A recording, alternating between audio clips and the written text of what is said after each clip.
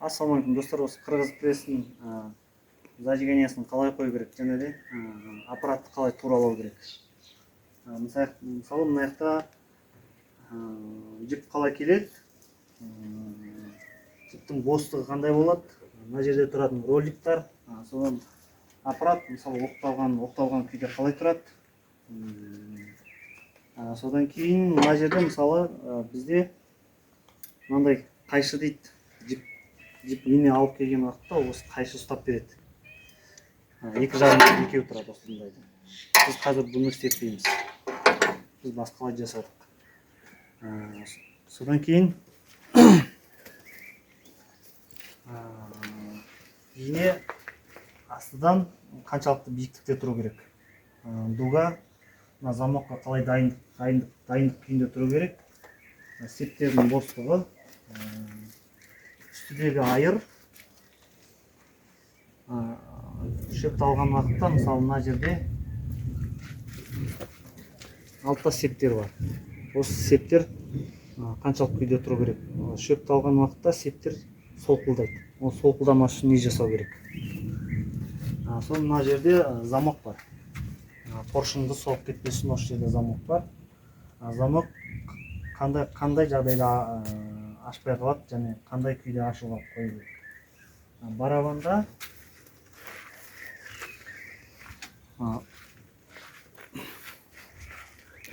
Барабанда мына жерде сақтық тұрады. Күш келген уақытта арт жақ дұрыс тура келмей қалған уақытта осы жерде мына сақтықты бұзеді. Соны постоянно ауыстырып жүргенде түсіп қалады, сонда қиындықтар болады. Сонда қандай оңай күйде жасап қоюға болады. Мына жерде лом, трактордың ломы келеді. Ломға нагрузка түспес үшін пружиналарды қаншалықты дәрежеде қысамыз, бостық қаншалықты болу керек. Сол туралы толық ақпарат беретін боламын. Міндетті түрде каналға тіркел, лайк басып, қазақ тілді каналды қолдап кетіңіздер. Барабанда тұратын шпонка, сақтық үзіліп кете беретін. Осыны осылай жасасаңыздар болады. Мысалы, шене пружинамен осылай 14-пен тесіп, былай кез келген, мысалы, мен кез келген заттар қоя беремін мына жерде. 17 болсын, гайкасымен былай тыға салдым, ар жақ ұшы қатты шығып кетпейтіндей болса болды. Пружина басып тұрады осылай. Әкіресін былай кигізіп қоясын болды. Жүрмен ұстап тұра береді. Ыңғайлы да, қайта-қайта алдыға шығып кетіп, кейбір кісілер бұған мынандай трафика қыстырып, болмаса басқалай нетіп қиналып жатады. Осылай жасап қойсаңыздар өздеріңізге ыңғайлы болады. Мына пружиналарды осылай міне бос қоясыздар. Бос болу керек бұл. Қозғалатын дәрежеде бос болып тұру керек. Қарап көресіздер, мысалы, кішкене нагрузка болған кезде мынау айланып кете ме? Айланбаса, ол қатты күйде қысылып тұрса, онда ол дұрыс емес.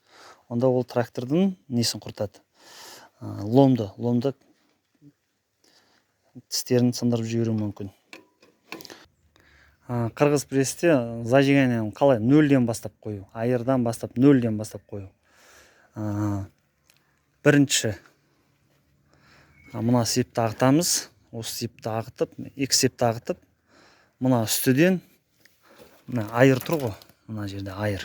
Осыған әкеп, айырдың үшіне әкеп осылай кілтті қоясыздар да, айыр түсіріп қоясыздар. И поршын келетқан үші ана үштен қылтиып көрініп, ар жағынан қарайсыздар, поршын келетқан үш қылтиып көрінгенге туралайсыздар да, септі тағасыздар, болды. Мына айырдың үші мына кілтке жату керек. Осы кілтке жатады. И сосын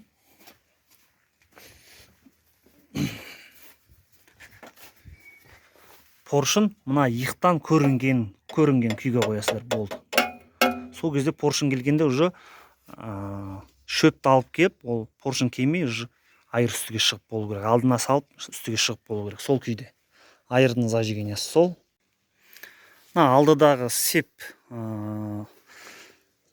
осындай бостық күйде болса болады. Мына жерге міндетті түрде кесіп жіберетіндей Болтиктар коюп коясыздар, иә. Мен мысалы осы болтик коюп коям, болды. Осыны кесіп жібереді. Күш кесе мынаны кесе салады. Сеп солқылдамас үшін мына жаққа артына удар қойып қойсаңыздар болады, осылай салмақ. Сол кезде мына сеп солқылдамайды. Егерде мына удар жоқ жағдайда бұл сеп солқ етіп мына жақтан нетіп отырады, дірілдеп отырады, кәдімгідей септі солқылдатып, мына жақты кетіріп, мына жақты кетіріп, сондай көп уақыт жұмыс жасағанда сондай нелер болады. Егер мына жерде осындай удар болса, онда көп мына сепке нагрузка түспейді. Ол өзімен өзі ғана айланып тұрады, болды.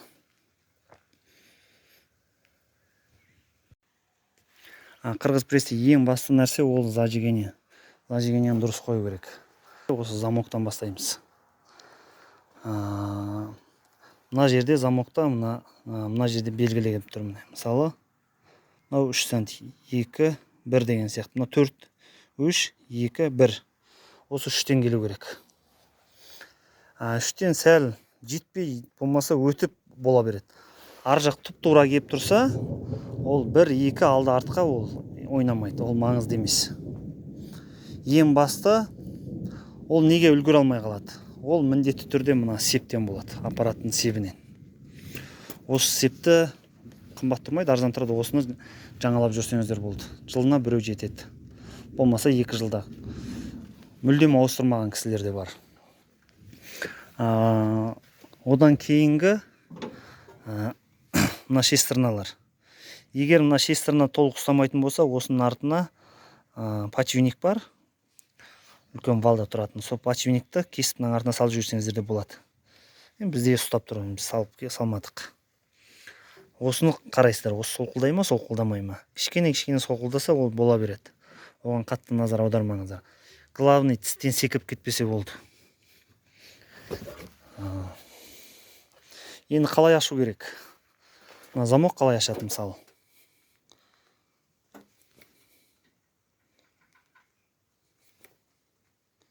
Міне оянды.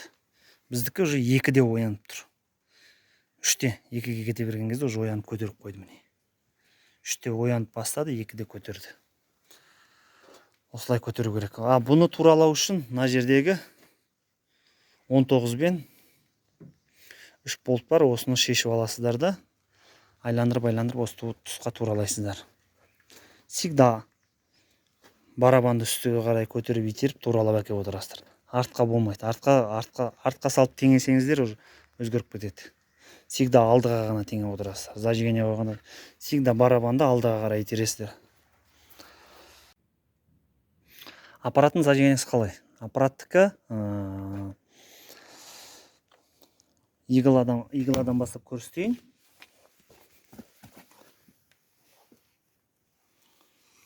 Мысалы, мына кетіктен қарайсыздар, міне.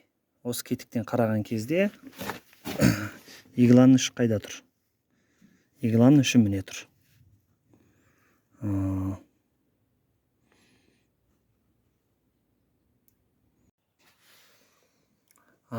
Поршын осы жақтан келген күйде, мысалы, мынаны иықты поршын деп есептейік. Ине қалай болу керек? Ине осылай оқталған күйінде тұру керек. Жай күйде бұлай тұру керек, оқталған күйінде бұлай сәл көтеріліп қана тұру керек. Поршын өткен замат бүйтіп көтерілу керек. Өтпей көтерілмеу керек. Поршын өткеннің көмегімен көтерілу керек. Жай күйде аппарат қосылмай тұрғанда осылай тұра береді. Ал сәл оқталған күйінде осылай тұру керек, болды. Мына жер иненің тұратын іштегі жер деп есептейміз. Всегда мынадан иненің ұшы биікке шықпау керек. Онда ол ине қайырылып қалатын жағдай содан пайда болады. Мына осылай тұру керек. Көп болғанда осылай болу керек, болды. Оқталған күйінде. Зажигание тура осылай қоясыздар, міне. Осылай қоясыздар. Поршынның ұшы осылай болу керек, міне. Өткенде бұлай өтіп, бұлай көтерілу керек, болды.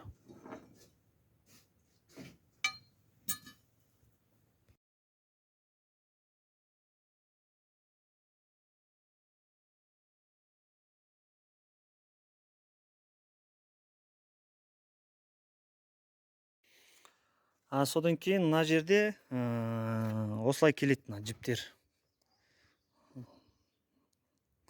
Рулоннан шығады да жіп осылай айланып кетеді. Мына пружина бос болу керек. Бос күйде тұру керек.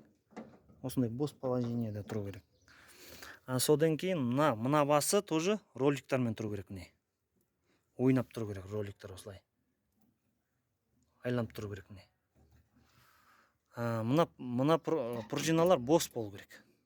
Қатты пружина қоймаңыздар оған. Бос пружина қойыңыздар. Шамаларыңыз келсе, мына жерге тоже роликтар қойып қойыңыздар осылай. Сол кезде мысалы міне. Көрдіңіздер ме? Жіп жеңіл күйде. Мынау тоже. Игла сық етіп көтерілген кезде мынаның көмегі кішкене созылып, барып жіпке иглаға нагрузка түсірмейтіндей көмектесіп береді мынау. Осындай бос күйде болсын. Егер мына жақта жіптеріңіз сәл салқылдап бос қалып жатса, мына үстідегі пружинаны кішкене сәл ғана қысасыздар болды. Осы роликтардың көмегі ол қатты көмектеседі. Тез жұмыс жасаған кезде, нагрузкамен жұмыс жасаған кезде иглаға, инеге ешқандай кедергі келтірмейді, жеңіл көмектесіп тұрады. Содан кейін аппараттағы көңіл бөлетін зат. Аппарат, мысалы, тормоз тура осы жерде тұр. Мынау қазір тормоздан өтіп, шығуға дайындалып тұрады. Аппарат қосылуға дайын күйде тұру керек. Тормоздан шығуға оқталып тұру керек. Мынау қазір тормоздан шығуға оқталып тұр. Келді қысып қалды, енді тормоздан шығуға оқталып барып тоқтап қалады болды. Сондай күйге теңесеңіздер дұрыс болады. Көп адамдар бұлай дүзуінен кеп қояды, мысалы, зажигание қойған кезде дүзуінен күйде қойылады, ол дұрыс емес. Осылай кішкене сәл өтіңкі күйде тоқтау керек. Сол кезде екінші қосқан кезде анау сепке ешқандай нагрузка болмайды, мынау уже шығуға дайын күйде тұр. Біз жасаған заттың пайдасы қандай? Кішкене жақындат. Мысалы, қазір күрчек жіпті байлады, қиды, дайын күйде тұр. Енді күрчек көбінде ұстап қалады мына жерде жіпті. Ұстап қалады да жібермейді. Ал біздің мына заттың пайдасы. Бұл мына жерде жіпті былай қарай жанына қарай итеріп береді, былай осылай. Осылай итереді да, байлаған жіп жеңіл күйде шығып кетеді. Осы күйде шығады. Жеңіл күйде байлаған күйде шығарады былай. Екінші пайдасы, тағы да жақындап. Екінші пайдасы, мына зат, мысалы, бер жақта ашық күйде тұрады жанында. Ал бұны алады да мынандай кішігірім мұсырлар, шөптің қатты шөптер болсын, мұсыр болсын, майыстырып жібереді. Металл жұмсақ кішкене зат болса, болды майысады. Бұлай майыса береді. Ал бұда не үшін? Бұда қалай? Бұда бұл келеді да, жанынан келеді, жанда тұр, міне, артта тұр. Алып бұлай келеді да, ине келген уақытта, ине мынадан көтеріліп келген уақытта, бұл шығады да ұстап береді секундта. Сол қайтан артқа бұғынып, қуысқа кіріп кетеді. Ешқандай жарақаттау болмаса, соғу деген болмайды. Бұда ине келген уақытта ғана шығады, бір секундқа қайтан кетіп қалады, болды. Мына жерде тығылған күйінде тұрады, мына жерде. Сол үшін. Міне, мына жақта тоже көрсетейік. Мысалы, қазір жіп байланған күйінде тұр, күрчек байланған күйінде тұр. Енді мен тартам ақырын, жаймен әлде түсір. Мына иықты көрсет, Мысалы, әлде көрсет, мына жерден кел, мына жерден. Қазір қарлағаш байланған күйінде тұр. Енді қалай болады, жіпті қалай көрсет, күрчекке қалай көмектеседі. Мен артқа тартам, мысалы. Тек осылай артына итереді, сол кезде бұлай тартады бұны. Мына жағына келіп қойын. Сен дұрыстап отырып көрсет. Норма дұрыс па? Хорошо. Дұрыс. Иықты көрсетіп беруіміз керек.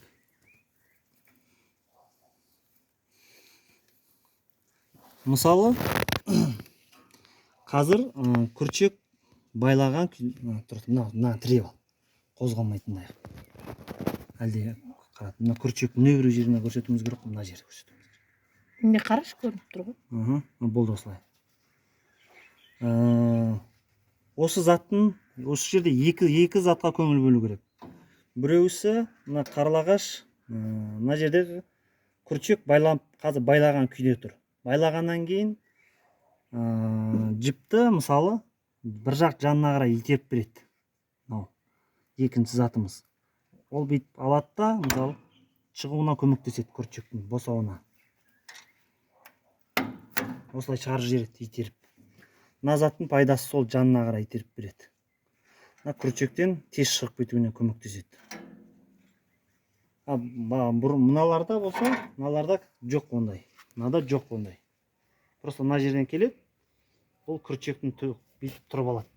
Күрчек мысалы мына жерде байлап тұр, мына бұлай тұрып алады. Ал біз жасаған зат болса, ол бұлайынан тұрады да, күрчектен жіпті бұлай асырып жібереді бүйтіп.